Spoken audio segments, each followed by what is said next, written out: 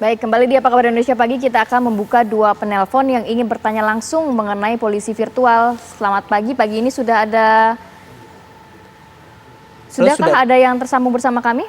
Baik, nampaknya belum ya. Saya mau lanjutkan ke Pak Rusdi. Pak Rusdi, tadi kan dikatakan oleh Mas Damar bahwa beberapa poin yang di highlight begitu ya. Pertama, tidak memberikan ruang untuk warga melakukan pembelaan diri. Kemudian polisi virtual ini nanti akan dikhawatirkan akan masuk terlalu jauh, memasuki percakapan ranah pribadi para netizen. Jadi perlu kami jelaskan bahwa polisi virtual ini tidak akan mengganggu daripada kebebasan pendapat daripada warga negara. Polri sangat memahami kebebasan berekspresi warga negara itu menjadi hak asasi dan tentunya ini dilindungi oleh konstitusi. Apa yang dilakukan dalam polisi virtual ini merupakan satu kegiatan pencegahan yang tentunya polisi memiliki dasar hukum juga. Dalam Undang-Undang Kepolisian, Undang-Undang Nomor 2 Tahun 2002, Pasal 15 dikatakan bahwa Kepolisian Negara Republik Indonesia sesuai dengan perundang-undangan lainnya berwenang melaksanakan kewenangan lain dalam lingkup tugas kepolisian. Kemudian pada pasal 16 juga disebutkan bahwa Kepolisian Negara Republik Indonesia berwenang untuk mengadakan tindakan lain menurut hukum yang bertanggung jawab. Menurut hukum yang bertanggung jawab di sini ada syaratnya, yaitu tidak bertentangan dengan aturan hukum, kemudian juga selaras dengan kewajiban hukum yang mengharuskan tindakan itu dilakukan, kemudian juga harus patut, masuk akal, dan dalam lingkup jabatannya. Kemudian juga yang terpenting adalah menghormati hak asasi manusia. Kemudian pada pasal 19, di sana dikatakan, dalam melaksanakan tugas dan wewenang, Polri mengutamakan tindakan pencegahan. Ini yang menjadi frame, ini yang menjadi dasar daripada aktualisasi daripada polisi virtual itu sendiri. Jadi sekali lagi, polisi tidak akan mengganggu daripada kebebasan berekspresi masyarakat. Kemudian mengenai masyarakat tidak diberi ruang untuk menjelaskan, tentunya harus diketahui bagaimana proses daripada virtual police itu berjalan. Setelah ada direct message pertama, apabila konten tidak dilakukan koreksi terhadap pemilik akun, maka akan dilakukan direct message yang kedua. Jika direct message yang kedua pun tidak mendapat tanggapan dari pemilik akun, maka tindakan selanjutnya adalah polisi akan melakukan klarifikasi. Klarifikasi inilah ruang bagi warga atau pemilik akun untuk menjelaskan semuanya, Mbak Kamarati, Mas Bayu. Ini prosesnya.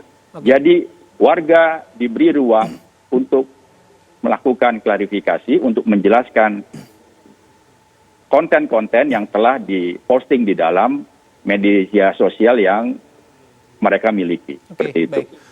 Mas Damar, tadi sudah dijelaskan oleh Pak Rusdi, yang satu ruang klarifikasi tetap ada, tapi yang kedua adalah dengan adanya jaminan yang disampaikan oleh Pak Rusdi ketika beraktivitas di media sosial. Nah, kalau dari pengalamannya Mas Damar kan juga sempat mengadvokasi ya beberapa pihak, terutama dengan aktivitas mereka di medsos yang akhirnya terjerat dengan Undang-Undang ITE. Nah, jaminan atau apa yang disampaikan Pak Rusdi itu berselaras nggak dengan fakta yang terjadi selama ini, Mas Damar? Iya, sebetulnya penjelasan Pak Rusdi tadi masuk ke ranah Kamtipmas Pak ya, kalau di cyber ya berarti ya. Karena kalau yang tadi disampaikan terhadap kasus-kasus itu masuk ke Gakum, penegakan hukum. Nah, ini ada yang baru, jadi saya mencoba membedakan. Kalau memang ada upaya virtual police, sebetulnya dalam rangka menciptakan ketertiban di media sosial, maka ranahnya sebetulnya pendisiplinan warga. Dan saya akan masuk ke sana ya, ketika kita bicara tentang pendisiplinan warga, dan polisi masuk sebagai pihak yang selalu mengawasi percakapan kita atau apa yang kita lakukan di media sosial atau di internet. Nah, itu sebetulnya yang sedang kita bicarakan. Jadi mekanisme tadi saya melihat bahwa dalam ruang pembelaan itu seharusnya disediakan dari sejak peringatan yang pertama, Pak. Jadi tidak menunggu sampai klarifikasi. Karena apa? Peringatan yang pertama sudah memberikan dua paling tidak pesan. Yang pesan pertama adalah memberitahukan bahwa ada kekeliruan dari postingan tersebut dalam kacamata hukum. Lalu yang kedua diharapkan untuk melakukan tindakan, yaitu tindakan koreksi.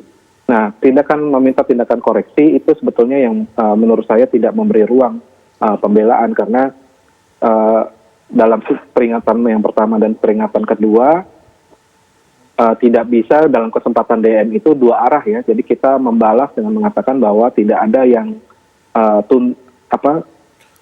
dugaan bahwa setelah melakukan penyebaran hoax atau ujaran kebencian itu sebetulnya tidak ada kesempatan bagi warga untuk membantah secara langsung. Baru nanti setelah masuk ke Gakum itu baru ada proses klarifikasi. Nah itu yang menurut saya masih ada ganjalan di sana. Lalu yang kedua, dalam kacamata virtual police, memang ini menjadi salah satu yang saya rasa bukti bahwa negara memang tidak bisa menahan diri.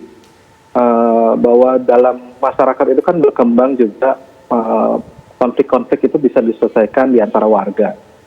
Jadi tidak perlu polisi masuk terlalu jauh. Kita tahu bahwa dalam masyarakat mengenal musyawarah mufakat terhadap hal-hal yang menjadi sengketa. Nah ini saya rasa penting untuk diketahui juga dalam penyelesaian sengketa di ranah cyber, sebetulnya masyarakat masih mampu untuk menyelesaikan. Kita tidak menutup diri pada jumlah laporan yang naik tadi. Saya mendengarkan keterangan dari Pak Rusdi dari BSDP Cyber. Kita tidak memungkiri bahwa banyak orang yang kemudian diduga telah melakukan paling tidak dua hal, yaitu pertama tentang ujaran kebencian dan defamasi. Tetapi kita juga tahu dalam prakteknya ketika masuk dalam penilaian para ahli, jadi di luar dari ahli yang diajukan oleh kepolisian, banyak ahli yang juga mengatakan bahwa apa yang disampaikan oleh warga tersebut tidak masuk dalam ranah-ranah yang disangkakan. Yaitu tidak masuk dalam ranah kebencian dan juga tidak masuk dalam ranah hoax. Jadi itu dua hal yang menurut saya tetap saya ajukan sebagai mekanisme untuk kita menilai kembali apakah polisi virtual ini betul-betul